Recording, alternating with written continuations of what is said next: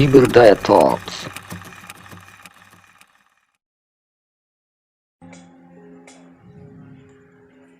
Assalamualaikum warahmatullahi wabarakatuh. Selamat malam para pengompor dimanapun berada, listener, pendengar dan pemirsa ngompor ngobrol menurut porsi Cyberdaya Talks. Malam hari ini kita seperti biasa melakukan siaran langsung. Silakan pantengin di Instagramnya Cyberdaya Talks. Bersyukur jika langsung follow Instagram Cyberdaya Talks, Cyberdaya, dan pada akun-akun pribadi baik saya Pradono selaku host dan Zakaria dan bintang tamu kita. Nah, siapakah beliau? Walaupun sudah terpampang, kita akan lebih jauh mengenal siapa beliau, jati dirinya dan karyanya, karena kita akan selalu mengompori baik orangnya maupun peristiwa maupun karya, atau ngomporin siapa dan apa, mungkin juga bagaimana dan seterusnya. Kita sudah sampai pada episode kali ini adalah kita masuk ke ranah prosa. Jadi dua sebelumnya kita ngulik, kita mantengin, kita ngomporin seseorangnya dengan karyanya, tapi masih dengan tentang puisi, alias sajak, bahkan alias sanjak biasa disebut pada orang kebanyakan. Kali ini kita akan bertamu dan bertandang pada dunia prosa. Nah, nanti siapakah tamunya? Bang Zaka akan bahasa millennials mempresentasikan the present is macam iya ngomong Melayu ya kita. Jadi pengompor sekaligus kita coba sekali-sekala dan mungkin sering-sering kita akan cakap-cakap Melayu dengan bahasa Indonesia sebagai bahasa pengantar kita. Terkhusus kita ini Bang Zaka soal sastra, tulis menulis dan komunikasi lisan juga ya, nanti bisa menggunakan bahasa-bahasa daerah atau bahasa-bahasa Indonesia yang tak baku gitu kan. Nah, jadi itu juga yang kita cermati dalam dunia tulis menulis, dalam sastra, khususnya sastra Indonesia. Kita juga tetap berkomunikasi menggunakan dalam bahasa ibu, bahasa daerah, atau bahasa-bahasa selain bahasa Indonesia tak baku. Begitu juga dalam dunia tulis menulis ada bagian-bagian yang mungkin nanti akan kita singgung, keberadaan bahasa dan ejaan tata bahasa dalam karya prosa yang kita hadirkan malam hari ini bersama narasumber kita. Baik para pengompor, listener, pemirsa, pendengar dimanapun Anda berada, ngompor kali ini seperti yang mungkin sudah tertayangkan, sudah sempat membacakan bahwa kita ambil tagline-nya lah, anggap tagline lah itu, walaupun tagline-nya hanya satu episode. Prosa itu dunia yang paradoks. Nah, bukan paradon, bukan paradono. Kok saya pra. Nah, itu juga soal ejaan. Salah baca sering ditulis juga paradono gitu kan. Nah, kali ini benar paranya, tapi untuk doks, paradoks. Prosa itu dunia yang paradoks. Nah, penasaran? Silakan terus penasaran. Tapi kali ini Bang Zakaria akan mempresentasikan siapa kira-kira. Bagi yang belum melihat, yang mendengar, inilah tamu kita. Silakan Bang Jaka. Selamat malam teman-teman yang mentengin ngompor, dan jangan lupa untuk follow akunnya Siberdaya Talks, Instagram, Spotify-nya juga, dan ikuti terus kegiatan ngompor kita. Bahas tentang bahasa, bahas tentang kata-kata, bahas tentang puisi, bahas tentang apa saja. Nah, kali ini cukup berbeda ya dari hari-hari kemarin, episode kemarin ya Bang. Yap. Karena kemarin rata-rata narasumber atau tamu kita itu puisi. Ya, penyair dan Ya. puisi. Nah, kali ini agak cukup berbeda nih. Kali ini ada seorang penulis atau novelis asli dari Kalimantan Barat, seorang anak muda yang giat terus dalam berkarya seni tulis atau seni sastra ya, karya tulis senilah. Nah, teman saya ini mungkin bisa langsung orangnya kali ini untuk mengenalkan dirinya. Yap. Ya, Silakan. ya, ya. Boleh. Mungkin bisa langsung teman saya saja yang mengenalkan dia siapa dan kenapa dia menulis. Langsung saja, Dri, ayo. Ya, selamat malam semuanya. Perkenalkan, nama saya Edri. Kalau ditanya kenapa saya menulis, itu sesuatu yang sulit untuk saya jawab.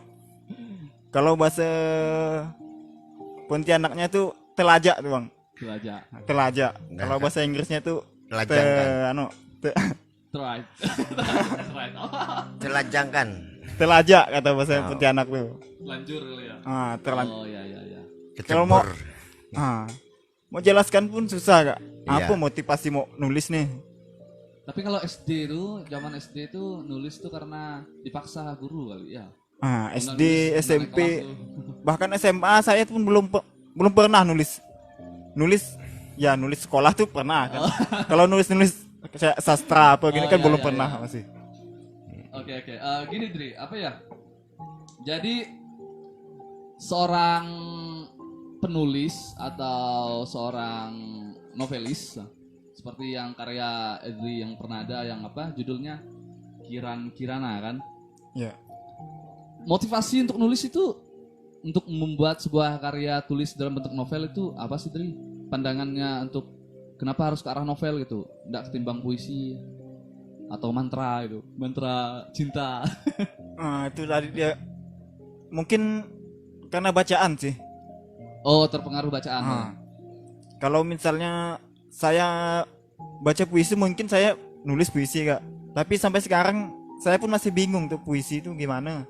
Oh iya. Mau nulis puisi itu saya bingung, mau ngeklaim ini puisinya itu enggak tahu saya. Sesuatu tulisan yang dikatakan puisi itu seperti apa saya itu belum paham masih. Apa beda puisi saja. Berarti pandangan kau tentang novel itu kenapa bisa tertarik daripada puisi itu apa alasannya, Dri? Kalau novel menurut saya sih lebih mudah sih. Novel itu kan kita kayak menceritakan Iya, ulang, iya. mereka ulang kejadian-kejadian yang telah kita lewati ataupun imajinasi kita yang tentu ditambah dengan data-data kalau perlu kan untuk memperkuat cerita kita tadi. Itulah pentingnya yang dibahas minggu lalu tentang riset tuh Bang.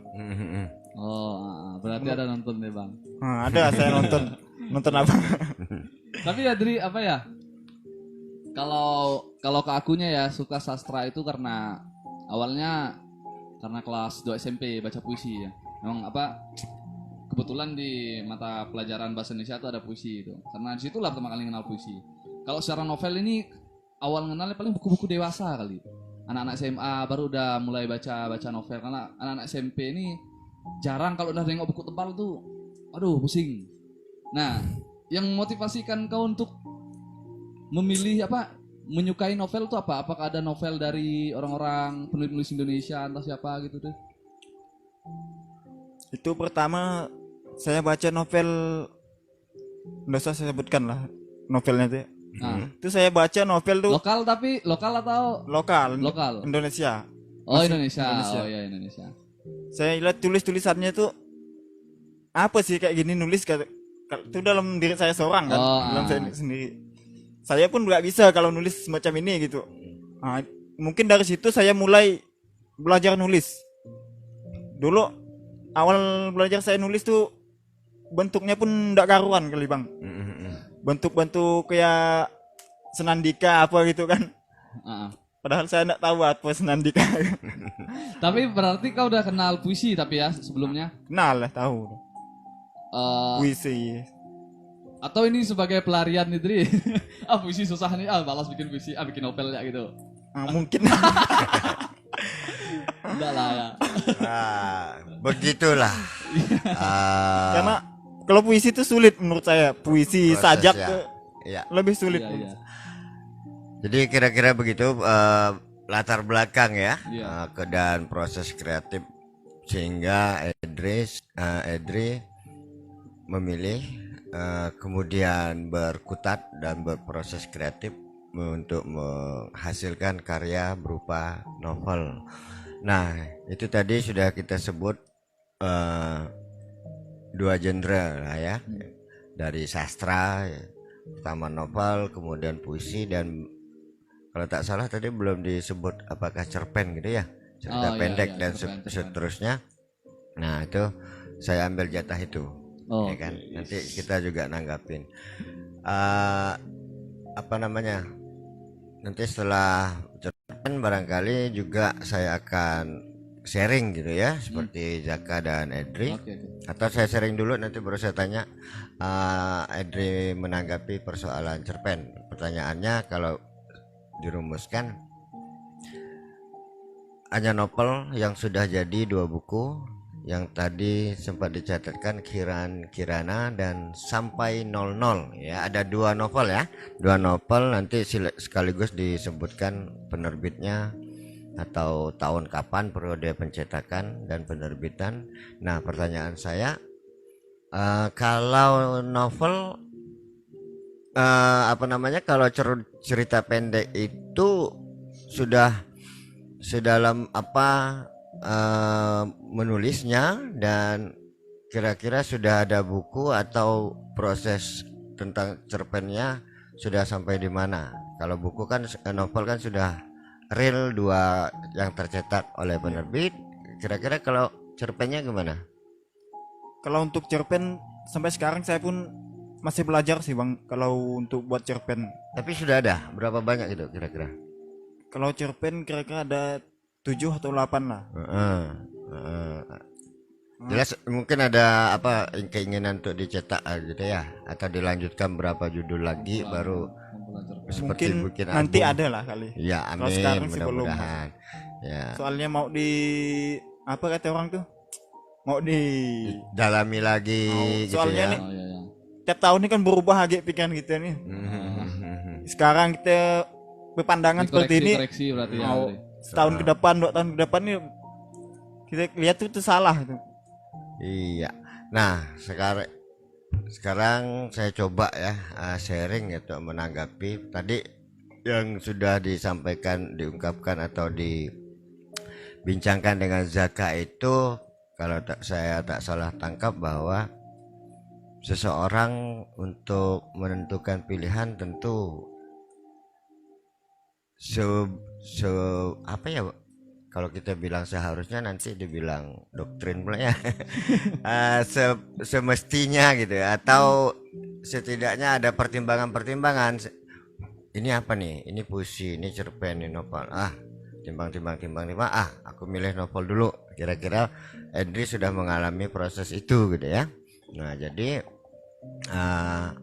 itu pilihan Edri. Sampai ada testimoni tadi bahwa kalau puisi itu dengan latar belakang pemikiran dan pertimbangannya, kata Edri tadi, sulit ya kan, kurang paham atau tidak paham, bahkan ketika menulis sudah jadi masih dalam kondisi bingung, ini puisi apa bukan, kira-kira kayak gitu ya. Betul loh. Nah jadi sebelum ketelanjuran atau apa, kalau menemukan, kalau terjadi hal-hal seperti itu, saran saya sih, menurut saya gitu kan, tulis aja gitu ya, tulis aja kira-kira, karena kita kan udah pendewasaan ya, sudah baca teori, sudah baca referensi, termasuk juga apa itu puisi.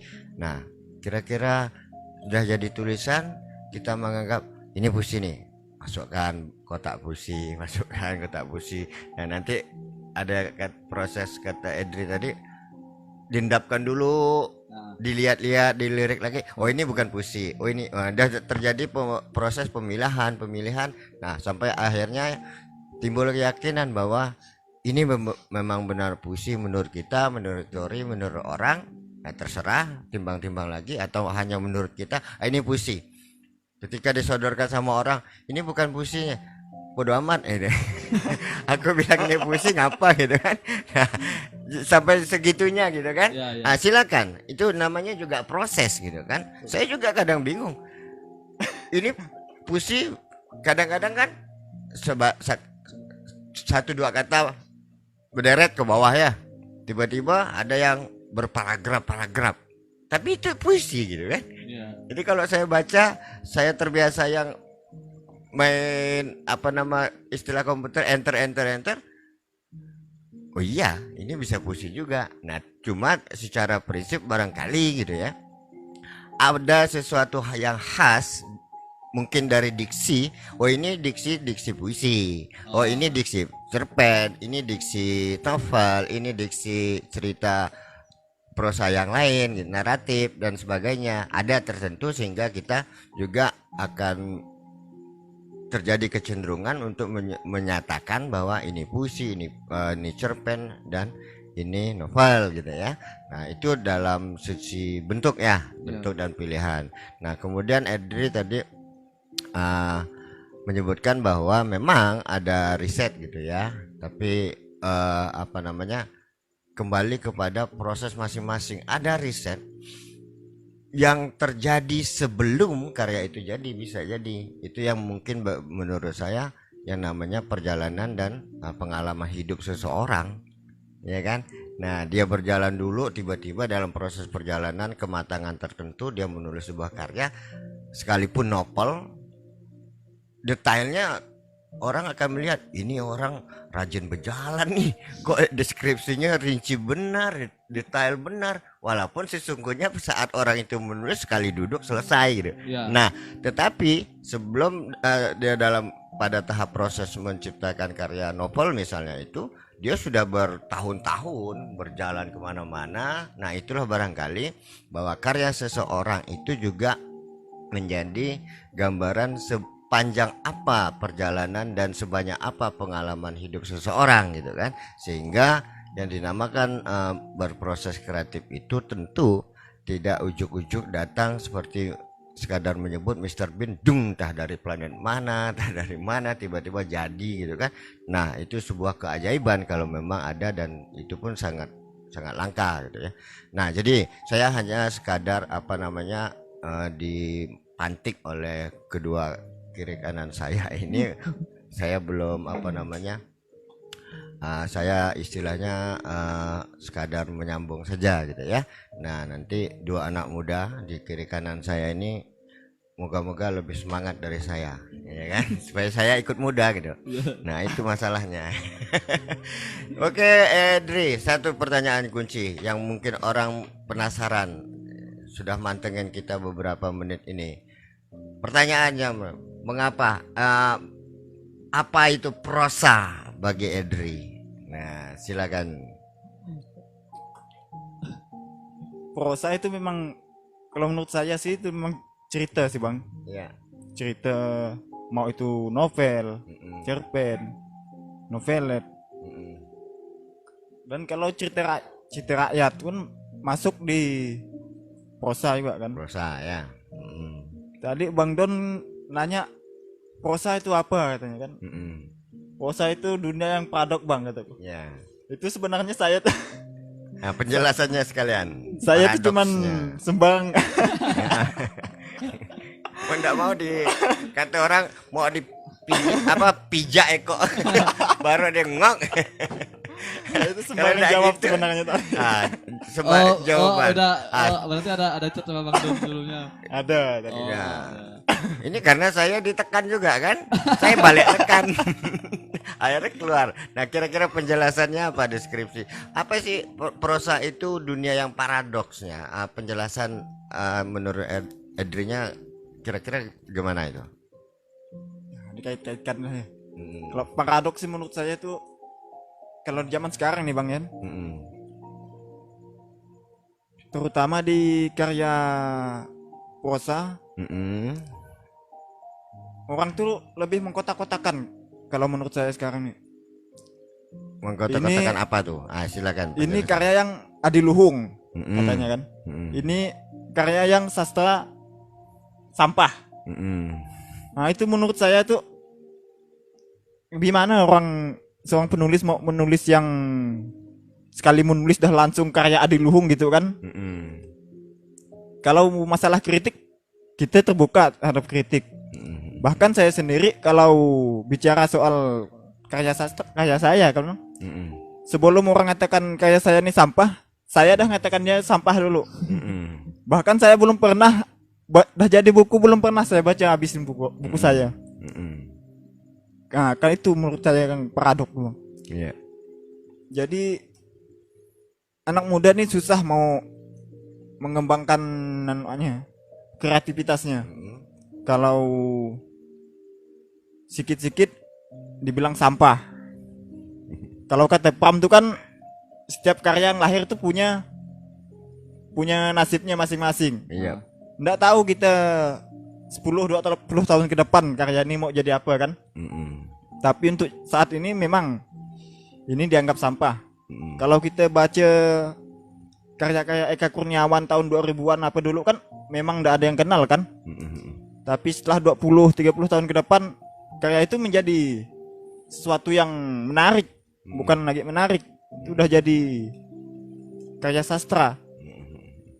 Mungkin saat ini karya yang apa sih di dunia sehari-hari nih. Mungkin 20 tahun ke depan di dunia ini nih nggak ada lagi kayak gini nih. Iya. Udah berubah dunia tuh, entah macam mana nanti. Oke. Abang respon sebentar Jaka ya. Ini karena masalahnya kita bicara di titik nol hari ini malam ini bisa berdampak bisa berdampak berkepanjangan nih kalau tidak kita selesaikan mulai di titik nol nih. Saya jadi itu tadi kalau udah dipijak Eko mulailah ngawung ikut ngawung nih, semangat muda saya muncul nih. Paradoks, kontras, bertentangan, berseberangan, kira-kira kayak gitulah sinonimnya. Ya. Sesuatu yang berlawanan gitu kan, paradoks. Malakama lah. Nah, saya tanggapi lagi si Malakama. Tunggu dulu. Ini bukan si Malakama, tapi langsung ya bisa kita makan gitu kan. Jangan khawatir lah, makan ya gitu kan. Nah, jadi ini tadi saya memacu lagi, anak muda tak boleh gitu. Sedikit-sedikit si Malakama belum tentu ditimbang-timbang. Padahal bisa dimakan tuh. Karena si Malakama ini kan bahaya. Orang tua bilang si Malakama, nih makan nih si Malakama. Anak muda pasti bingung nih. Dimakan mati bapak, tak dimakan mati mak, ya kan? Ya udah akhirnya kita tak makan. Apa kata orang tua? Rasa kau dia yang makan. Padahal itu cuma nakut-nakutkan ya kan. Nah jadi anak muda harus cerdas, gesit, jangan mudah ditipu orang tua. Ya kan. Nah ini kita tadi udah nyinggung cerita rakyat. Maunya saya masuk ke sanah situ sedikit. Saya ada membuat semacam outline gitu, belum jadi nih, udah lama sekali. Kalau boleh terekam jejak digital mulai saya sebutkan, mencerdaskan petuah lama. Paradoks kan? Jadi tadi udah dipancing paradoks kan? Mencerdaskan petuah lama, kan? Mencerdaskan dan petuah lama. Apakah ini sebuah paradoks? Bisa jadi paradoks, ya kan? Di mana paradoksalnya? Jadi tadi Edri mengatakan si Malakama. Saya dianggap tua dan memang tua dan pernah muda dan mengalami tragedi itu. Saya nggak terima anak muda cepat menyerah, gitu kan? Ya kan nggak bisa. Ini kita ngompor harus panas nih, ya kan nggak bisa kalau ngompor dingin. Jadi harus tetap ngompor, kita ngomporin Edri.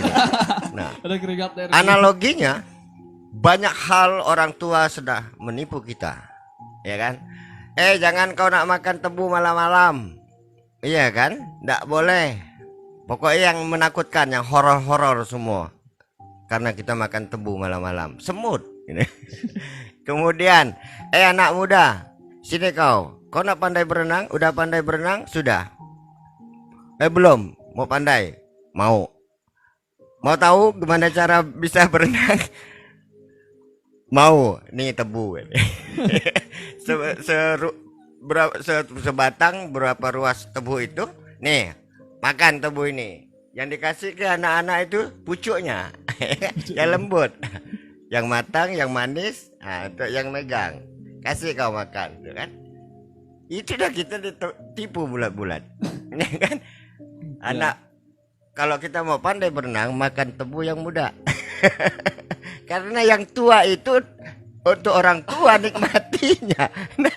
Nah banyak hal dari dua analogi ini, dari si malakama tadi, barangkali para pengompor akan terbuka nih.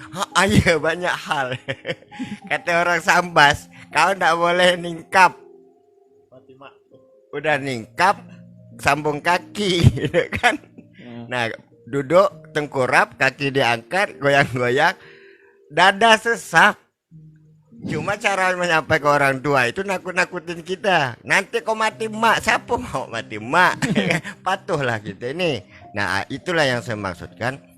Ada bagian tertentu mencerdaskan petuah lama. Benar petuah itu. Cuma untuk kalangan milenial yang begitu-begitu ancaman seperti itu bukan si malakama lagi.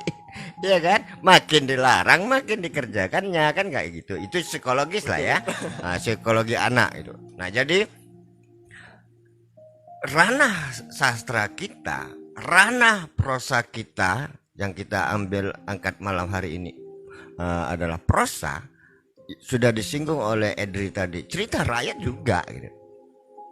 Nah, saya mengambil perannya dengan menaikkan tagline atau judul atau framingnya mencerdaskan petuah lama. Mungkin bagi Edri, Jakaria atau siapapun para pengompor yang berminat untuk mulai berprosa misalnya, ini bukan puisi juga mulai berprosa apapun jenis genrenya, cerpen, cermin ataupun novel-novelet, dengan mengambil hasanah petuah-petuah lama, dimodifikasi, ya kan, modernisasi cerita rakyat, ya kan, untuk konteks halayak publik pembaca kita yang milenial.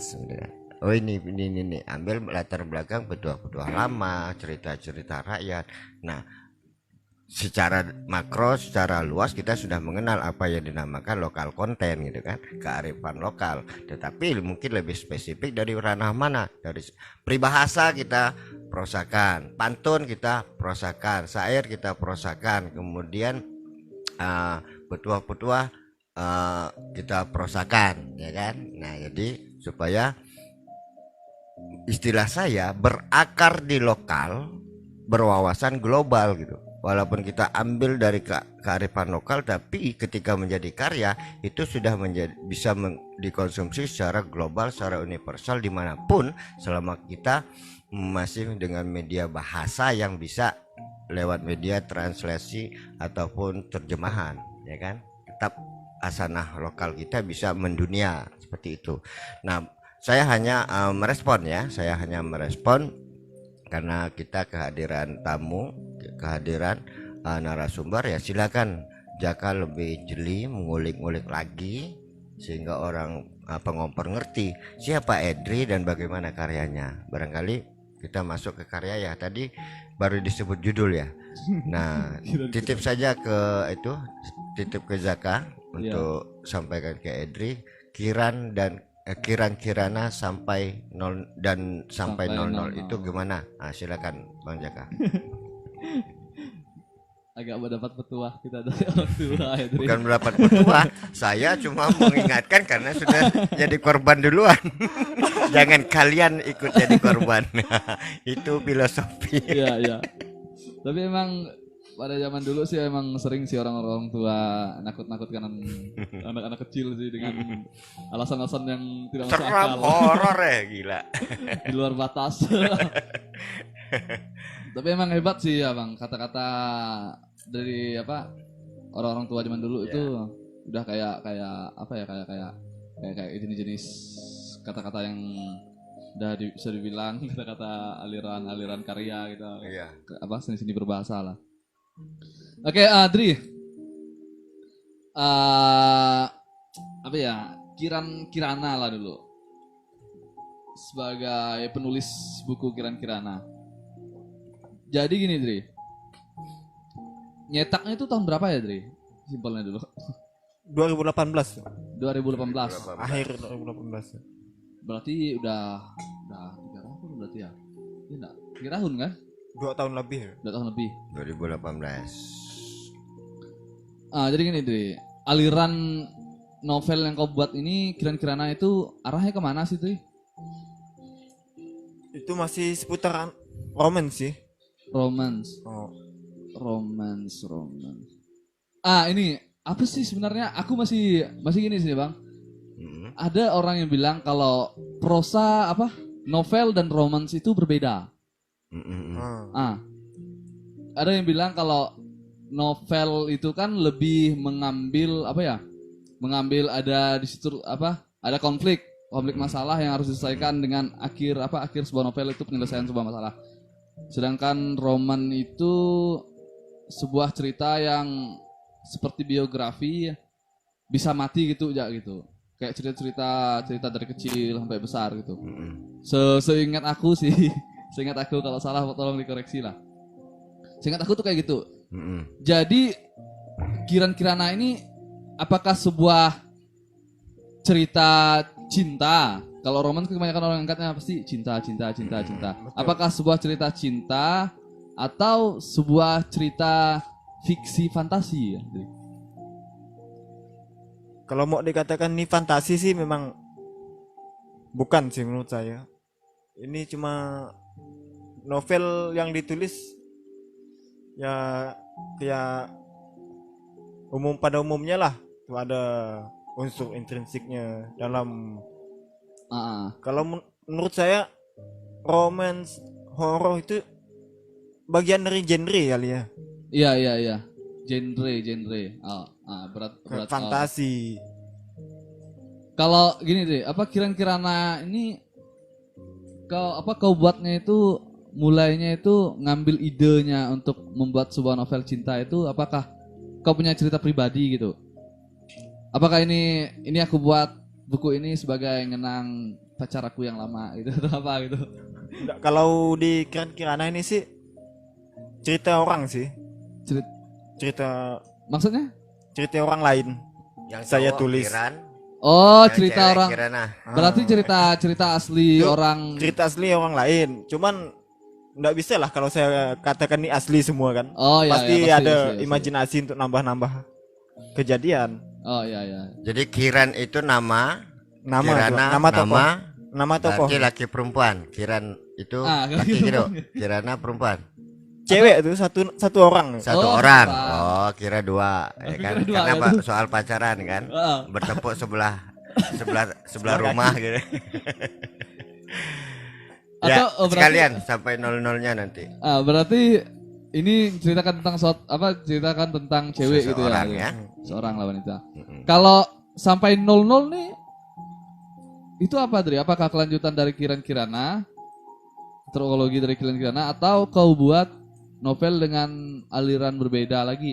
Dengan cerita yang berbeda. Kalau menurut saya sampai 00 ini lebih kompleks sih. Itu cerita cintanya ada di situ. Ini menurut saya ya. Iya. Kritik sosialnya ada di situ. Karena di dalam cerita itu pun ada diceritakan bahwa hiburan malam. Tapi garis besarnya apa ya, Dri? Ngangkat tentang apa? Garis besarnya ini cerita tentang seorang laki-laki lah ya. Itu dia bercerita dari awal sampai dari dia SMP sampai dia udah kuliah, udah apa gitu. Itu dia menceritakan kejadian-kejadian semasa dia sekolah, kejadian dia di desanya, Ah, masalah-masalah sosial di desanya. Ini latarnya pun saya ambil di desa, Bang, di Sambas. Makanya di sini dialog-dialognya pun dialog oh, daerah. ada dialog Sampai daerah kita di juga. situ. Ada dialog daerahnya. Berarti udah dua buku ya. Iya. Tahun berapa? Sekadar penyebutan 2019 itu, Bang. sama 2019 berarti setahun kemudian. Oh ya, ya. Ya. Nah, begitu Bang Jaka. Begitu para pengompol. Jadi dua novel ini dua-duanya menceritakan tentang tokohnya ya, seseorang. Biasanya ada yang benda, sepatu, ya, kamar misalnya, Kayu, kayu, pohon dan sebagainya. Ini kebetulan sosoknya adalah orang, dua orang. Satu laki-laki kali yang sampai 00. Nah, ini Kirana. Mungkin 2018 Kirana meluncur, rasa kesepian, diciptakanlah 2019 nih sampai 00 ciptakannya cowok. Dia pandai deh nih. Kasihan deh sendirian Kirana. Jadi novel berikut ada pasangan dah ya. Nah, jadi kayak gitu. Nah, jadi para pengompor, dunia paradoks. Nah, karena mau tidak mau kita triggernya di situ ya. Kita jadi mulai juga di situ, kembali juga di situ. Masalah paradoksal. Sama ketika apakah paradoksnya antara novel dan romans terjadi juga pada puisi dan sanja itu sama apa beda sih? Nah, kan gitu. Nah, jadi Puisi yang saja. kalau menurut saya, karena ini kita kan menurut porsi suka-suka kita Betul. ya. Nah, jadi disclaimer sekalian gitu kan. Iya. Kalau ada menurut yang lain silakan gitu kan. Nah, ini menurut kita yang di ngompor ini. Puisi bahasa Inggrisnya poetry gitu ya. Putri. Sementara sajak itu poem gitu kan. Nah, kalau mau merujuk apa perbedaan atau persamaan antara puisi dan sajak, kembali ke kata yang kita pungut ke dalam bahasa Indonesia dari bahasa apa gitu. Bahasa Belanda kah, bahasa Inggris kah. Nah, kembali merujuk ke situ mestinya, Ya. ya kan? Nah, sehingga muncul perbedaan. Apa yang dinamakan puisi, apa yang dinamakan sajak, karena kedua ini istilahnya sama, sementara di dalam penggunaan bahasa Indonesia ini campur aduk gitu. Kadang puisi, kadang sajak, dan dua-duanya dianggap sama gitu kan. Nah, kenapa ada perbedaan putri dan pum? Nah, itu silakan. Sama dengan ketika novels dan roman itu apa bedanya? Oh, sebagian menjawab, itu kan istilah zaman dulu. Zaman dulu tuh enggak sering orang sebut novel, sebutnya roman. Ya. Romannya apa? Roman Siti Nurbaya, ya iya, kan? iya. Roman itu, roman ini, ya kan? Bahkan mungkin tenggelamnya kapal Pandarwitz, Buya Hamka misalnya, Iya, itu iya, juga masuk romans. Nah, kalau tetap menurut kita, balik lagi seperti kasus puisi dan Sajak. sajak, balik ke asal. Dalam bahasa Inggris misalnya ada romans enggak? Ya kan, romance kan ada kita kenal. Ya. Kemudian novel juga kita kenal. Novel. Dua ini belum kita ketahui apakah beda atau sama. Tapi kita memprediksi, ya, mengira-ngira sendiri. Tadi sudah disinggung genre kata Edri. Novel saya kira itu super ordinat. Wah, ini kuliah 6 SKS nih. Super ordinat, ya kan? Novel. Subordinatnya romans, ya, tragedi, ya kan? Kemudian drama dan macam-macam. Nah, kira-kira bisa enggak membayangkan novel itu apa, romans itu apa? Ketika ditemukan ini novel atau romans dan kita di persimpangan jalan, samakah antara novel dan romans ini? Ya kan gitu. Nah, menurut saya gambaran seperti itu, penjelasan sederhana, mudah-mudahan mudah ditangkap. Novel itu adalah genre dari sastra. Nah, di dalam novel itu bagaimana ceritanya, apa isi muatan ceritanya, bagaimana penceritaannya barulah mungkin muncul ini nih, novel romans. Oh. Isi romans itu apa? Kembali ke kamus, roman adalah percintaan. Oh, kan kayak gitu, ya kan? Sehingga ada novel sejarah, novel romans, novel cinta, novel perjuangan, novel biografi, mau novel autobiografi, ya kan? Tapi dalam koridor fiksi. Ya, walaupun kita menceritakan sejarah seseorang, tapi karena ini masuk ke dalam novel dan novel itu misalnya adalah bagian dari sastra dan sastra adalah fiksi, maka penceritaan itu hanya fiktif belaka. Karena ada biasa itu direksinya. Kalau ada persamaan nama, tempat dan sebagainya itu hanya fiktif belaka.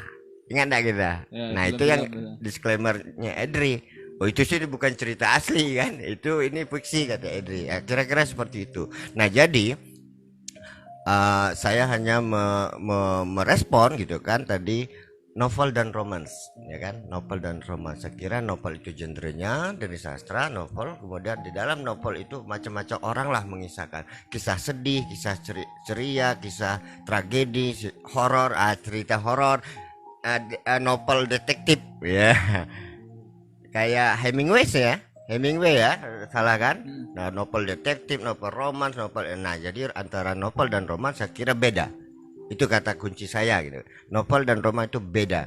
Kalau novel di atasnya, kemudian di bawahnya macam-macam cabangnya, termasuk salah satunya romans. Oh. Ya kan jenis ceritanya, cerita iya. sedih, cerita bahagia dan sebagainya. Nah, itu sekadar tadi saya terusik antara sampah dan adiluhung. Ini paradoks nih. Sampah adiluhung, sampah adiluhung. Ini Edri betul-betul nama kita bukan telajak tadi itu, bukan karena dipaksa Bang Don kata dia. Mau ngasih judul muncul nebak-nebak ya paradoks. Ternyata ini ngalir loh kita. Ya kan? Apa namanya? Tersentuh akhirnya. Kembali lagi sampah adiluhung, paradoks tuh. Ya kan? Kenapa sampah kemudian adiluhung gitu?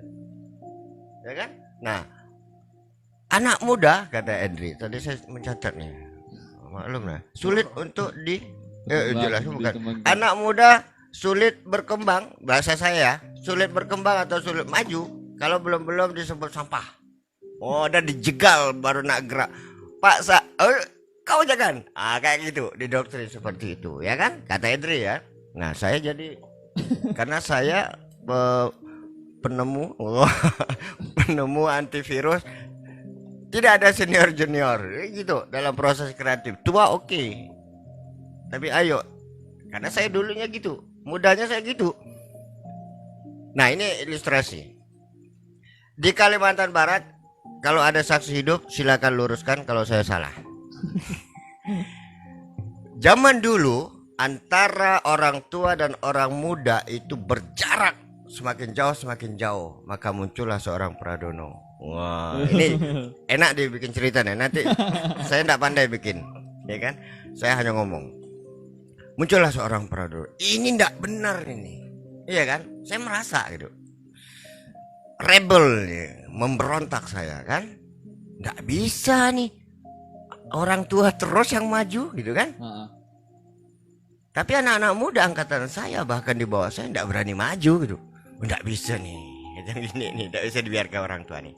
Akhirnya sayalah sampai istilah almarhum Zailani Abdullah kenal bahwa saya ini anak bawang. Di mana ada orang tua ngumpul-ngumpul. Zaman dulu andalan kita bukan gadget nih, koran. Nanti akan ada pertemuan sastrawan Kalimantan Barat di sini. Wah, nggak bisa nih, wanti-wanti saya. Di mana kau? Oh, pergi sana. Ada wak selit. Ada yang saya nyelit di situ kan. Orang tua semua, saya sendiri paling muda. Bodoh amat gitu kan. Nah, sekarang kan udah sekali dua kali sering gitu, maka saya mengklaim. Ketika saya bicara di forum orang tua, maaf saya anak bawang. Nah, muncullah istilah anak bawang nih. Pradono nih anak bawangnya sastrawan Kalbar dulu ya. Udah banyak almarhum, Al-Fatihah untuk semua. Masih ada orang tua kita di Sambas, ente orang Sambas, ya kan? Di Tumok ada Pak Muin Ikram, sekali waktu pulang kampung sana sowan dengan beliau ya. Nah, Muin Ikram itu angkatan 66 Kalimantan Barat, seangkatan dengan almarhum semua nih. Munawar Kalahan itu tokoh. Nanti kita bicara tokoh di Ngompor, nanti ada segmen tokoh. Munawar Kalahan kita anggap, kita nobatkan sebagai pelopor puisi Kalimantan Barat. Sementara siapakah prosanya? Nah, nanti kita tunggu dulu. Ada Pak Haji Mawardi Ripai, ada Pak Yusa Ananda, Pak Aspia Mahyus, dan seterusnya, orang-orang tua kita. Itulah tempat saya ngumpul dengan beliau-beliau. Jadi saya alhamdulillah ketemu dengan generasi pertama sastra Kalimantan Barat. Maka sejak itu saya merasa bertanggung jawab moral. Maka siapapun generasi terakhir sastrawan Kalimantan Barat, insya Allah saya udah ketemu. Nah, sampai kalian ini kan, saya udah beberapa generasi sastrawan di Kalimantan Barat saya ketemu. Nah, karena saya secara pribadi mengemban amanat ini, dalam bahasa saya, selama Pradono masih hidup, sastra Kalbar tak akan mati. Nah, kayak gitu. Nah, maka sebelum saya mati, maka kalian harus tetap hidup meneruskan. Maka istilah saya harus ada generasi pelapis. Nanti kita segmen lagi generasi pelapis sastra Kalimantan Barat. Nah, itu nanti itu ngompor kita. Saya udah toli-toli nih, karena ini beban sejarah bagi saya dan tugas sejarah bagi kita semua. Nah, jadi Edri mau nulis jangan pikirkan ini puisi kah, cerpen kah, apa menurutmu apa. Kau tinggal buka referensi, macam-macam, tinggal googling sekarang. Apakah prosa, apakah cerpen, apakah novel, apakah puisi ini? Puisi nih, masukkan kotak puisi, masukkan cerpen, masukkan. Nah, nanti kunjungi lagi, lakukan pemilihan nama proses kan, sampai mungkin. Nah, itu udah lakukan. Jadi anak muda jangan takut maju, karena prinsip saya selama tidak merugikan orang lain, hajar. Ya, selama tidak merugikan orang lain dalam aspek apapun. Kalau udah merugikan orang lain kan, nah kita pun repot gitu kan. Nah, kalau selama tidak merugikan orang, ngapain takut? Ya kayak gitu. Mau maju urusan kita kan gitu. Jadi maju tak maju kita tergantung kita sendiri. Itu kompornya kan. Nah, jadi itu versi saya, ya kan. Saya hanya spontan merefleksikan saja, tapi ada tanggung jawab kita bersama terhadap keberlangsungan sastra di Kalimantan Barat. Ya, banyak tugas yang mesti kita emban dan kita berbagi peran dengan apa yang kita sanggup masing-masing. Kita tidak bisa memaksakan satu kewajiban untuk semua orang, gitu kan, tidak bisa, gitu kan. Masing-masing orang punya kesanggupan dan kemauan kan, itu yang penting. Lagi untuk kita ulik, karena kita ini porsinya lebih banyak ke Edri, ya kan. Menurut Edri gitu, sepanjang perjalanan Edri sampai melahirkan 2 karya novel terbukukan, sebelumnya kan ada proses. Edri tidak berangkat dari kekosongan gitu kan.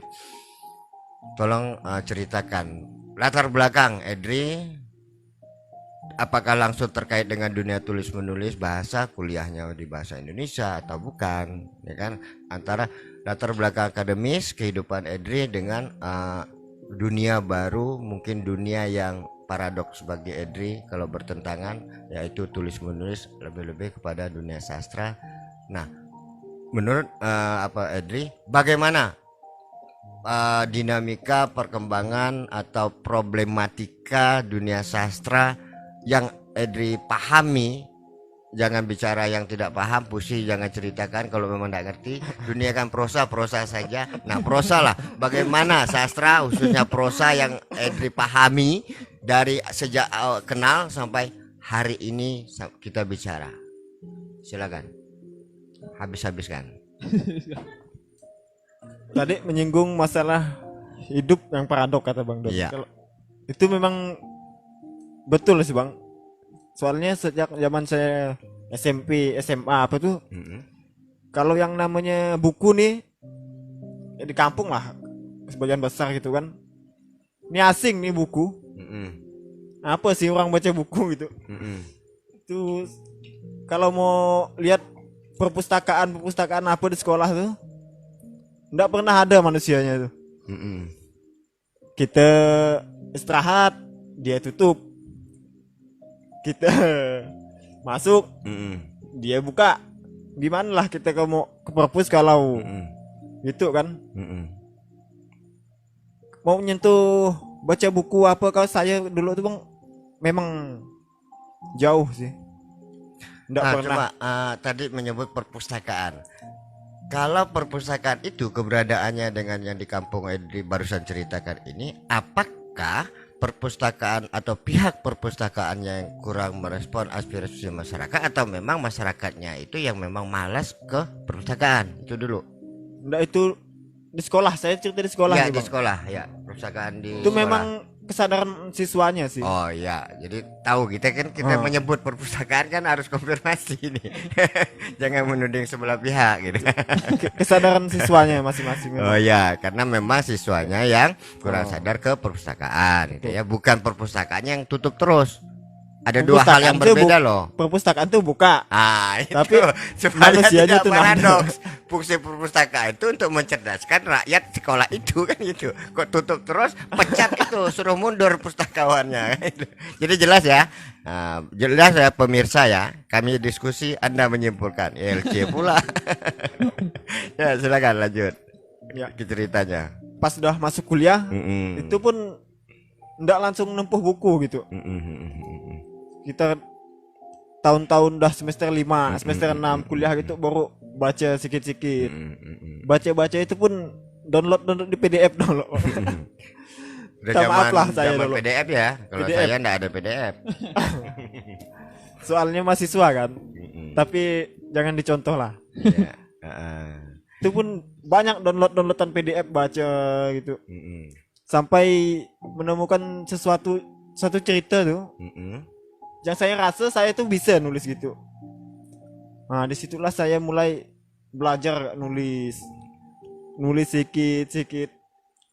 Tak taunya keterusan nggak. Jadilah dua Jadi karya. satu cerita. Nah. Oh gini rupanya. Luar biasa. Daripada saya banyak ngomong tak ada karya kan. Nah lebih baik banyak diam atau diam tapi ada karya. Nah karena tiada seniman tanpa karya. Tidak ada karya, tidak ada seniman. Nah, kayak gitu. Sudah ada puisi saya, judulnya menulis, ya kan? Atau menjadi, ya menjadi. Nah, silakan barangkali kita pada bagian akhir ini ada beberapa hal yang bisa tetap ngomporin Edri dari Jaka. Sampai kita nanti pada sebuah kesimpulan. Saya jadi ketularan ya Jaka, ya? Kita solid berdua soalnya. Kompak kita nih. Ya silakan Jaka, ada poin closing untuk Bang Edri.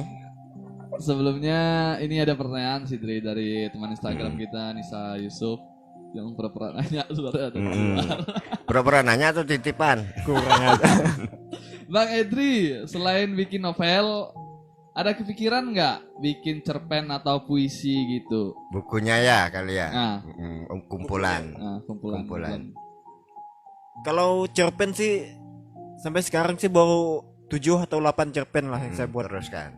Itu pun masih belajar.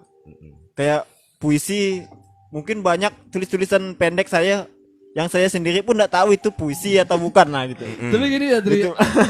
Teruskan itu. Kalau mau dibukukan nanti itu pun jauh lah kali masih. Iya. aku tuh sering ketemu sama teman-teman biasa nulis di kampus. Suka nulis puisi. Ketika dia bilang, aku tuh nggak bisa nulis novel.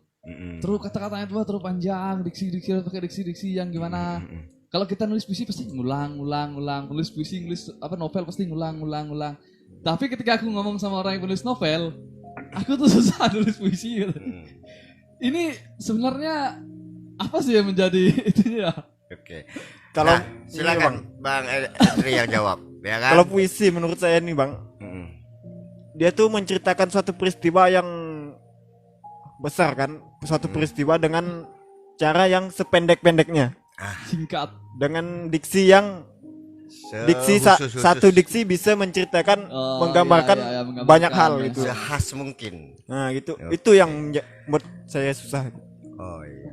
Jadi bahasa sederhana mudah-mudahan mudah dipahami juga bahwa kalau prosa itu yang pendek dipanjang-panjangkan. Kalau puisi yang panjang dipendek-pendekkan, Betul. dipadat-padatkan. Nah, kira-kira definisi sederhananya seperti itu. Apakah puisi dan prosa gitu kan? Prosa. Nah, para pengompor, kita sudah sampai di bagian akhir, sudah pada mau tutup nih. Masalahnya kalau mau disambung pagi ketemu pagi nih, tak habis. Nah, mudah-mudahan ini menjadi kenang-kenangan bahwa yang namanya penulis prosa diberikan sebuah lisensi atau wewenang namanya lisensia dialog.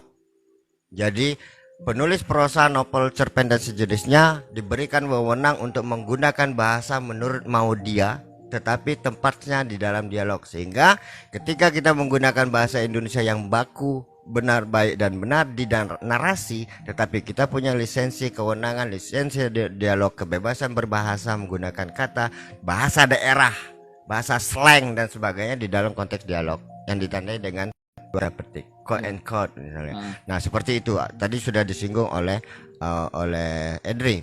Saya menggunakan bahasa daerah juga, tapi tempatnya di quote and quote, kutipan langsung, kalimat langsung. Di situ lisensi seorang penulis prosa, lisensia dialog. Ada kebebasan bahasa di dalam menghadirkan dialog menggunakan bahasa mau dia penulis. Baik para pengompor waktu juga yang membatasi kita ya. Ya, jadi sedikit sebanyak walaupun bukan kesimpulan tapi supaya ada kenang-kenangan setiap episode kita, saya langsung saja seingatnya. Tadi bicara anak muda. Anak muda jangan mudah menyerah, hajar terus selama tidak merugikan orang lain. Kira-kira itu nanti disempurnakan kalimatnya. Nah, supaya tidak kelupaan. Tidak ada senior junior di dalam proses kreatif. Ya. Tua oke, tapi belum tentu soal kualitas dibandingkan dengan anak muda. Iya. Anak muda jangan mudah juga besar kepala, orang tua tetap dihormati. Oke. Kira-kira seperti itu.